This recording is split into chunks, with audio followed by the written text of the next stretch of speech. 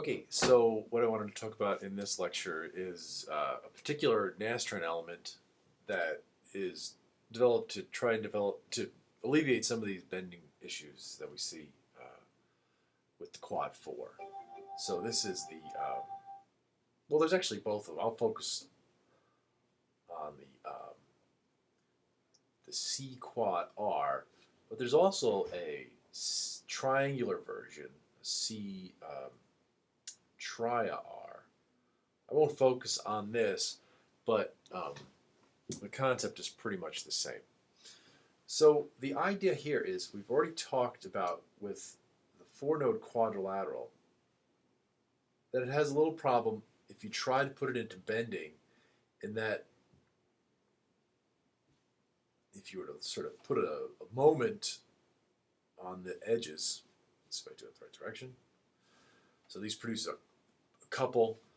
You actually get a deformation that looks like a shear deformation as follows, and not a bending deformation.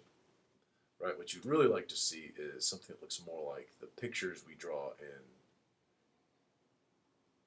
well, this is a little exaggerated, mechanics and materials, where the cross sections remain perpendicular and planar to the neutral axis, or to the fiber axis, right? But this looks more like a shear phenomena, and that fact that it really drives shear modes of deformation leads to excessive stiffness. It's overly stiff. And that's kind of the issue we talked about. The Q8 alleviates that to a large degree because the Q8 actually allows, these nodes can push up and down, which allows the element to form more of a Euler-Bernoulli bending type of shape. All right, so in NASTRAN, this is only in NASTRAN, all the other codes have similar types of formulations. NASTRAN develops the C quad R element, which tries to fix that a little bit. What it does is, we already talked about the fact that actually these are shell elements, although we haven't really talked about shell elements per se, but we have mentioned that the C quad 4 element, right, this is drawing as the C quad 4 element, is really a shell element. It uses a P shell card in NASTRAN, right? So at each node you have 6 degrees of freedom, all right? So if this is the X and Y direction, for the bending mode, what we're really concerned about are the in-plane values, right? To get the shell bending, you also are interested in bending around the X and Y axes. So we're interested in the translations in X, translations in Y, translations in Z because of the, if it goes into bending. And also for bending, we want to get the rotations about the x-axis and the rotations about the y-axis. If you think about the rotation around the z-axis, that's drilling stuff like this. That's not really a very useful degree of freedom for a shell element. And in fact, the default NASTRAN shell element has no stiffness in that z. So it's kind of useless. It's kind of useless. So what the C quad R element tries to do is use this so-called drilling degree of freedom to add a little more fidelity to the quad 4 in-plane approximation and allow it to have something that looks a little more like bending. So what happens is, basically, if you have some arbitrarily deformed quadrilateral element, what the C quad R element tries to do is it tries to use that rotational degree of freedom around the z-axis, right? Again, this is x and this is y, to give some compliance to allow the element to deform basically as follows.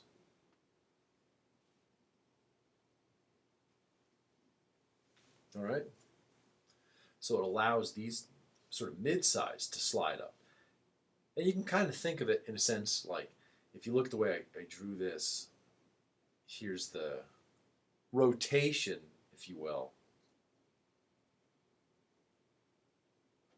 of that node around that point, okay? I don't want to get too much into the formulation. I'll kind of give an overview of how it's done, and actually I have a Mathematica sheet that does the derivation explicitly. But basically, the the theta z degree of freedom is shifted a bit to give you this type of response. So it's not really a real degree of freedom. So this is no longer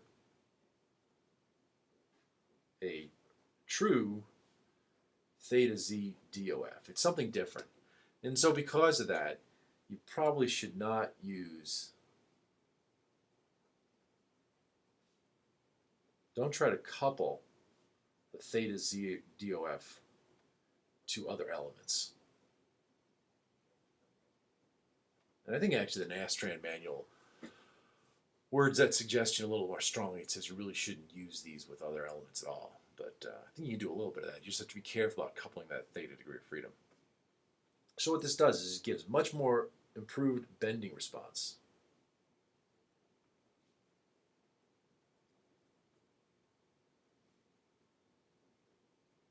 It's improved.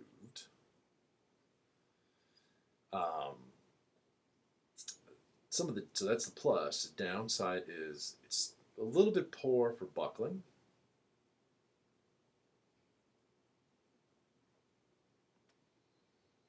And got to be careful about the use of that drilling degree of freedom. Okay, because it's not really a true degree of freedom, so you don't want to couple it to other elements. And you want, well, this actually is the default. This is not really a plus or a minus. It's just sort of a reminder. I'll put a little, okay? You should make sure that you have the shell normal option on, which allows NASTRAN to really correctly compute the shell outward normals, the normal that comes out of the shell element. I think the default is it's set that way, so it's not a big deal. But if you do change it, you have to be careful about that. So if you have any cards that look like this, I know most people, param, s-norm, something like that. That's what you want to see, okay? So if you're using this param with the s-norm card for some other reason, make sure you don't set this to like 0. That's bad, okay? All right, but the default should work. Okay, so what's actually kind of going on here? Well, what you do is, if you think of a straight edge, this is one edge of an element. Here's node A, here's node B. Right now, what the element can do is node can move out at nodes A and B, and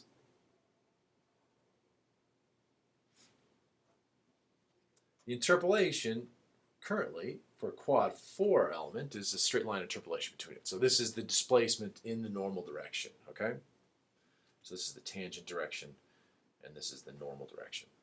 All right, now what you do is, in fact, we're going to, if you think of this edge as a cubic Hermite, similar to what we used for the 1D beam derivation, that interpolation, that should allow this also to do something like this, where this angle here is the theta z, right? These are the theta z angles. And in doing so, we can actually get this deformation here now, which is the amount that mid-side node, there is no mid-side node, but the midpoint would move off of the straight line interpolation. So this distance here, you can show, has the following relationship: 1/2 displacement in the normal direction at point A plus the displacement in the normal direction plus point B. I should actually draw this. Actually, what I'm writing is the actual displacement, okay? This is the, let's call this mid. So this is actually the normal direction displacement at the midpoint. Okay?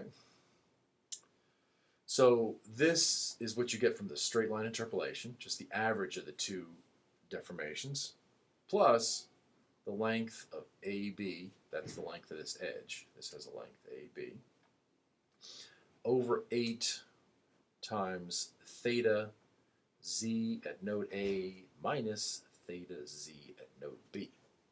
All right, so this is going to be the deflection in the normal direction of that mid-side node. Or I should say the mid-side point, right?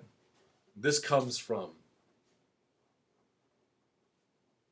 cubic Hermite interpolation.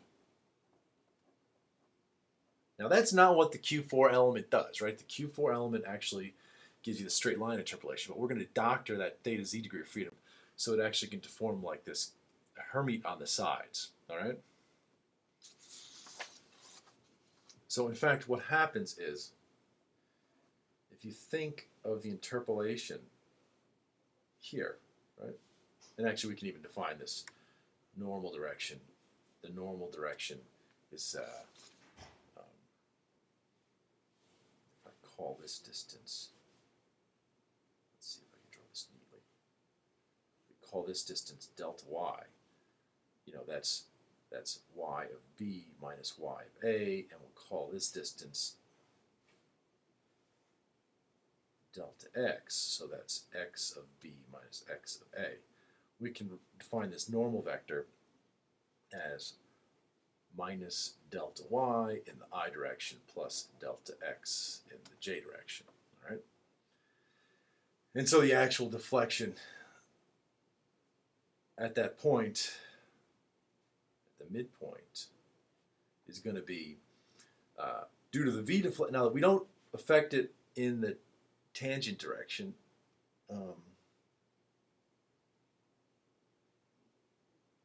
So it's really the deflection from the QR, I'm sorry, from the Q4 plus this term, okay? And that's in the normal direction only, okay? So that's how it gets modified. This is the displacement for the QR, for the quad R element, okay? So it's modified by this term, all right? So that's how the thetas are shifted. All right, now so basically what this is doing is, if you look at this element, and here's node 1, 2, 3, and 4, and I'll use a S and T to define a parent coordinate system. So this is maybe a -1, -1, and this corner here is a 1, 1. If you think of these midpoints, now these aren't nodes, so I'm not coloring them like nodes, they're actually the midpoints, and we want them to deform in this following manner.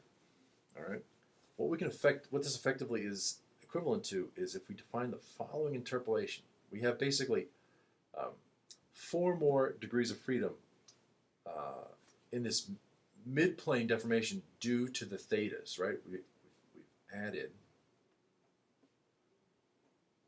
4 d.o.f.s. This is like the theta z for node 1, theta z for node 2, theta z for node 3, and theta z for node 4. So we've added those 4 degrees of freedom. That allows us to take the standard part of the Q4, right? So if you think about it, this is the x and v displacements for a Q4 element.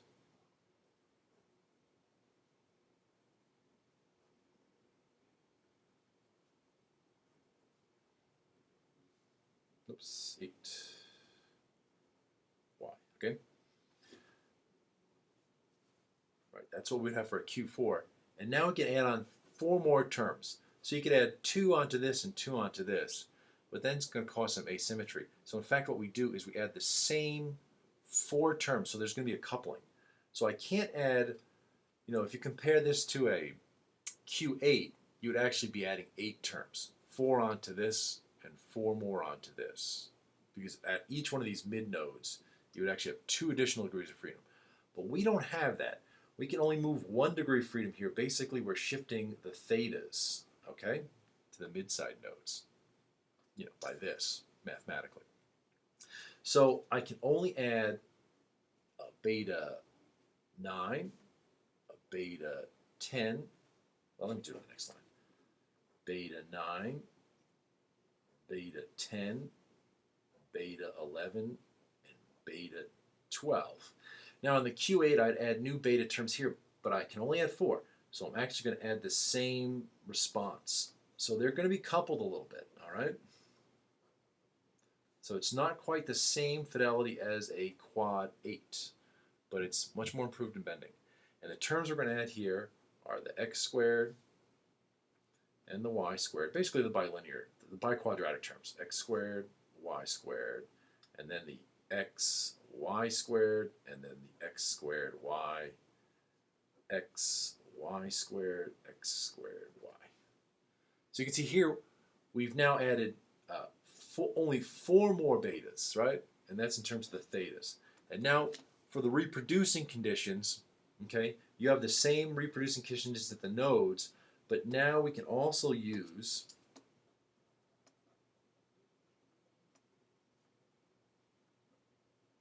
the following reproducing conditions at the midpoints, right? So you still have the typical U of H at the nodes. That equals the displacement, and then the V displacement at each node equals its V displacement, right? So this, you get the 8 conditions here, okay, to get the 8 betas, but now we have to add 4 more conditions, and these are the deformation in the normal direction on the midpoints, right, are related by this equation. So basically, we're adding VH at 0, minus 1, so that's this first node, this first midpoint is V1 plus V2 over 2 plus theta 1 minus theta 2 over 4. So this has a length of 4. I'm just doing it for this particular element because it's easier. And when we do isoparametric elements, you'll see that this actually holds for all elements. Okay? So the normal direction is just the V direction. So it only involves the V's. And then this is the shift of the thetas. And you can see here actually the length of the edge is 2. So 2 over 8 is 1/4. So that gives us the deflection of that midpoint. We can do the same for this one. So that's going to involve the H, and that's at 1, 0. And that's U1 plus U3 over 2 plus theta 3 minus theta 2 over 4. And then for this node, it's going to be the Y displacement. So we get the Y displacement at 0, 1 is equal to V3 plus V4 over 2. Those are the average of the mid-sides, plus theta 4 minus theta 3 on 4. And then the last condition is at this point, UH of minus 1, 0, and that gives us U4 plus U1 on 2 plus theta 4 minus theta 1 on 4. So now we've got the 8 conditions here, plus 1, 2, 3, 4 more conditions on the displacement of the normal direction of the midpoints of the edges. That allows us to solve for the beta 1, 2, 3, 4 through 12, and then that completes the element formulation, okay? So that's the overview of how it's derived, all right? I'm going to also upload a Mathematica notebook to the Blackboard page that shows the details of the derivation if you want to see it. But the important thing to remember, again, is the fact that this actually is a superior element in bending to the Q4. So if you're using Q4s, you actually it's probably a better idea to use the C quad Rs instead of quad 4s. Likewise, the C tri Rs over the C tri 3s if you have to use those. But just be careful if you are using them in buckling, all right? And don't couple anything to the z degree of freedom. So in other words, don't couple any other elements that are going to want to transfer any stiffness or any loads through this so-called drilling degree of freedom. Okay? But in all honesty, that is a much superior element to the quad 4.